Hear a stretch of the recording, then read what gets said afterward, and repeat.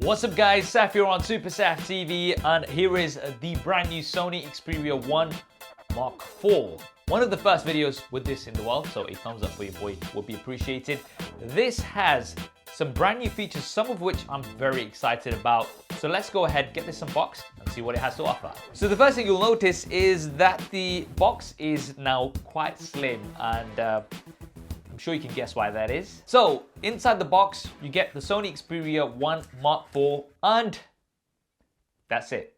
Like, there's literally nothing else. Now, you might get some paperwork or something depending on your region, but most manufacturers that have stopped including the charger out of the box still give you a USB Type-C cable or a lightning cable for Apple. But Sony's kind of been like, hey Apple, hold my charger and my cable. We're not including either of these. Now, apparently this is to reduce on carbon emissions, which is what pretty much every other manufacturer says. And the box size is now reduced by about 50%, although because it's literally just the device itself, I mean, I think it could have been even smaller. But anyway, let me know how you guys feel about Sony not including a charger or a cable. One of the first not to include a cable. It looks like they might start a trend. Anyway, let's go ahead and remove the screen protector, which is now paper instead of plastic. And here it is, the Sony Xperia 1 Mark IV. It does look a lot like the Xperia 1 Mark III, with some subtle changes around the frame and the shutter button. Now, I don't have the Xperia 1 Mark III with me anymore, so I can't do a side-by-side comparison. But as far as I'm aware, the dimensions are almost exactly the same, as well as the weight. We've got Gorilla Glass Victus both on the front and back. We do have water and dust resistance. And this is the black color, which has this matte finish. It's also available in a white as well as a purple. I do quite like this black, obviously, but having this matte finish just means that it's not going to attract as many fingerprints. Now, moving over onto the front, again, the design is pretty much the same as what we had on the Xperia 1 Mark III. So we do have a 6.5-inch display with small top and bottom bezels, so we don't have any interruptions on the display like a punch out or a notch. This is a 4K HDR 120 Hz display, but the biggest improvement that we've got this year is the fact that it's now 50% brighter. The Sony Xperia 1 Mark III had an excellent display with its 4K resolution and the high refresh rate. However, one of the things that I did complain about was the brightness, especially outdoors. And if you're like me and wearing sunglasses, then it just wasn't bright enough.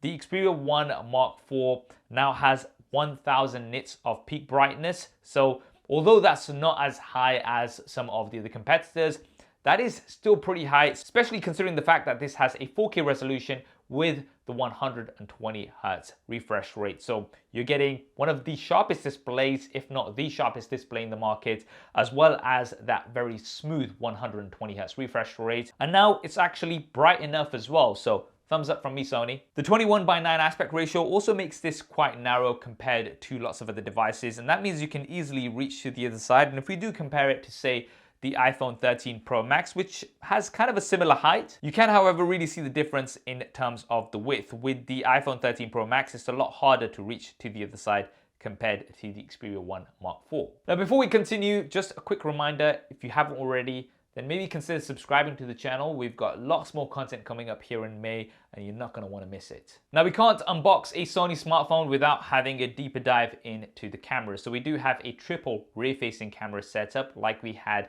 on the Mark III last year, but there's some significant changes. So firstly, all three cameras are 12 megapixels in resolution, so we do have that consistency there. There's an ultra-wide camera, which has the equivalent focal length of around 16 millimeters, like we had last year.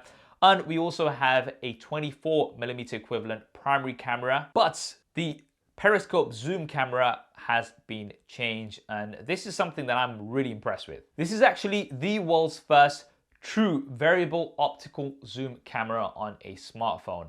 What does that mean? Well, you've actually got two focal lengths. You've got 85 millimeters all the way up to 125 millimeters. Now, the Xperia 1 Mark III had between 75 and 105 millimeters, but you could only select one of those two focal lengths for optical zoom. If you went anywhere in between, then that would be digital zoom. Other smartphones, such as the Samsung Galaxy S22 Ultra, have a 3x zoom as well as a 10x zoom, but there's nothing in between. So if you are at, say, 7x or 8x, then it's actually using digital zoom. With the Xperia 1 Mark IV, you can actually zoom smoothly between those focal lengths and actually get optical zoom at, say, 100 millimeters as well. Now, from a hardware perspective, this is a first, and it's very, very impressive. Now, it doesn't stop there, because all of the cameras have real-time IAF, they have real-time tracking, but more importantly, all of the cameras can now shoot at 20 frames a second with a burst mode, so you can just tap down on the shutter button and get 20 frames of images every second. And all of the cameras also have a 4K 120 frames a second readout, which means you can get 120 frames a second at 4K from all the cameras, which I believe, again, is a first on any smartphone. Lots of other smartphones do shoot 4K 120 frames a second, but that is normally just from the primary camera.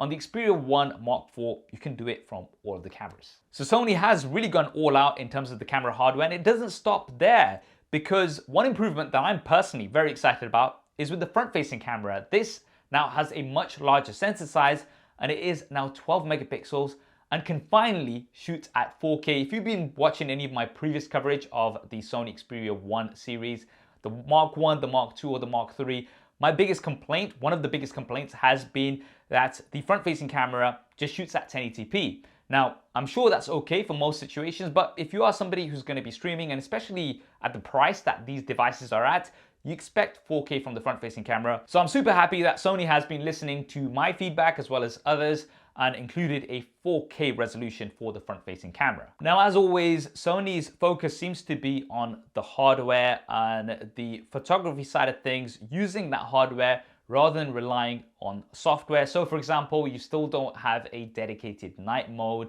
and the portrait mode, there isn't a dedicated portrait mode. Sony kind of wants you to use the zoom camera and then kind of step away to get that true portrait effect. Now, personally speaking, as always, I would like to have those software features as well as the hardware features, but hey, that's me. We again also have all of the Pro apps to be able to manually take advantage of all of the different settings on your cameras, such as Photography Pro, Video Pro, as well as Cinema Pro. And I know a lot of people, especially Xperia fans, like to have all of these features built in straight from the get-go rather than having to get a third-party app. So lots of improvements here for the cameras.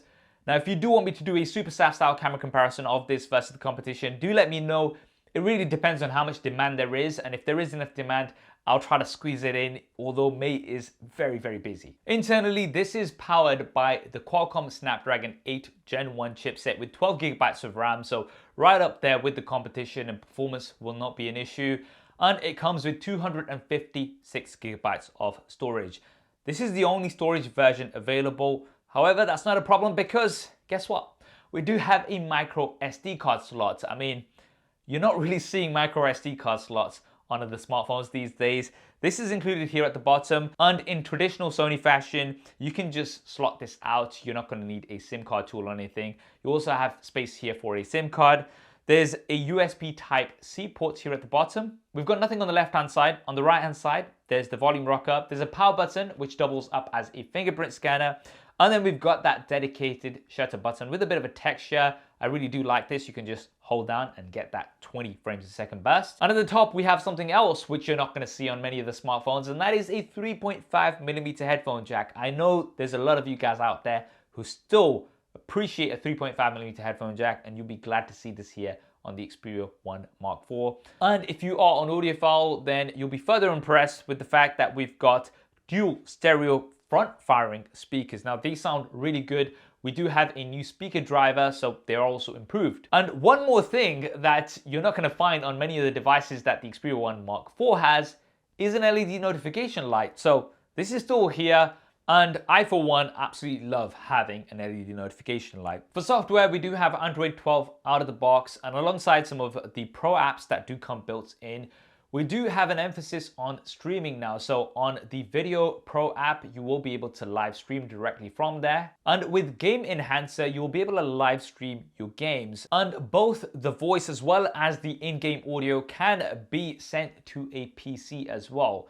Now, if you are streaming, you're not going to be able to activate the front-facing camera like you have on dedicated gaming smartphones, but it is nice to see some of these improvements here. There's also going to be the Music Pro app, which will allow you to record directly onto the Xperia 1 Mark IV, as well as a subscription-based cloud processing service, which will be able to process your audio to make it sound like it's from a condenser mic. I can't test this right now because I don't have access to those features as yet. Now, as well as that, the Xperia 1 Mark IV does bring some of the Pro Eye features, so you're going to be able to use this as an external monitor for one of your Sony Alpha cameras. I'm currently shooting on a Sony Alpha camera here, so you'll be able to plug this in and then use this as a viewfinder, which is going to be larger than the built-in display. And there's also going to be a vlog monitor available, which you're going to be able to attach on the back of the Xperia 1 Mark IV, and that way you'll be able to vlog using the rear-facing cameras and get that additional quality. Right, battery. So this actually has a larger battery compared to the Mark III. It's a 5,000 milliamp hour battery, up from 4,500 milliamp hours, and this is quite impressive because the overall dimensions and weight of the device are roughly about the same. So it's nice to see that they've managed to include a larger battery size. We do have Qi wireless charging available, as well as 30 watts fast charging, which will give you around a 50% charge in 30 minutes. However, as you saw from the start of this video, that charger is not included out of the box. Neither is the cable, so those are things that you're going to have to buy separately. And buying those separately, if you don't already have them, may be a tough pill to swallow because of the price of this. This is coming in at £1,300 or around $1,500 in the US, which is higher compared to the Xperia 1 Mark III, which is already pretty high. And it is higher compared to some of the competition, such as the Samsung Galaxy S22 Ultra or the iPhone 13 Pro Max. It's really going towards that foldable territory. And sure, you are getting some exclusive features such as the 4K 120Hz brighter display, the variable optical zoom cameras, 4K 120 frames a second from all of the cameras, as well as features which you're not really going to find on many of the smartphones, such as the MicroSD card expansion and the 3.5mm headphone jack. Is that all worth this price for you? Definitely let me know in the comments below. I hope you enjoyed this video and found it useful. If you did, then do smash that like button for me. And if you haven't already, then be sure to subscribe and hit that bell icon so you don't miss future coverage like this. I'll also link some related videos here on the side. Thanks for watching. This is Saf on SuperSaf TV, and I'll see you next time.